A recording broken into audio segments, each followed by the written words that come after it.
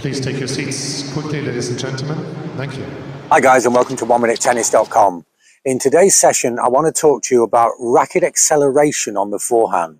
I want to explain why racket acceleration is so important and what's the difference between the acceleration of the racket and just general racket speed. And then I want to show you a great way of getting racket acceleration into your forehand immediately. Good racket speed is essential on the forehand stroke. Without real racket speed, it's not possible to put sufficient topspin on the ball to really shape and affect the trajectory of the ball. But with real racket speed, it's possible to shape the ball and therefore have a very consistent but powerful stroke. But it's not sufficient to just swing quickly, because if I swing quickly all the way through the stroke, then I really am going to struggle for consistency and control. It becomes kind of a swipe rather than a stroke. So what needs to happen is that I begin with the unit turn here and then in a relaxed way let the racket drop to here so it's not moving quickly at all, and then accelerate through contact with the ball.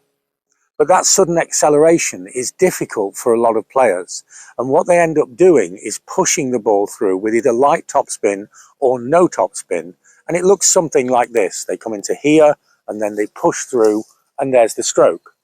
The shape of the stroke is fine, but without the racket acceleration, they can't spin the ball and affect the flight of the ball sufficiently, and so they end up having to push. You see, there's a great deal of difference between this and this. And like all the strokes, it's much easier if we learn these movements with feel. Now, my suggestion for you to get the feel of this is that you go into your unit turn, have the left arm parallel to the net in traditional position.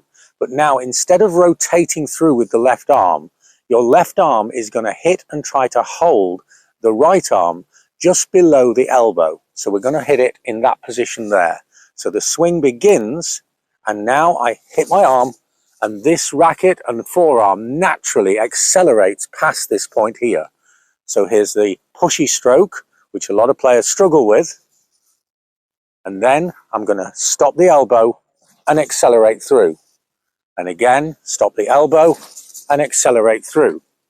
Repeat this a few times and then try and get the same feeling without the left hand stopping the elbow.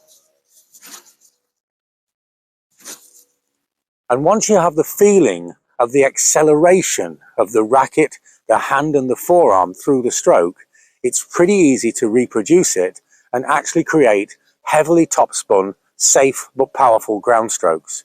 So use the left hand to get the feeling of the racket head and arm acceleration, and then you'll be able to apply it into your game pretty easily. I hope this makes sense, because racket head acceleration is essential for powerful but consistent forehands. And once you get the feeling for this, the stroke becomes much safer, and yet you stay fast and aggressive.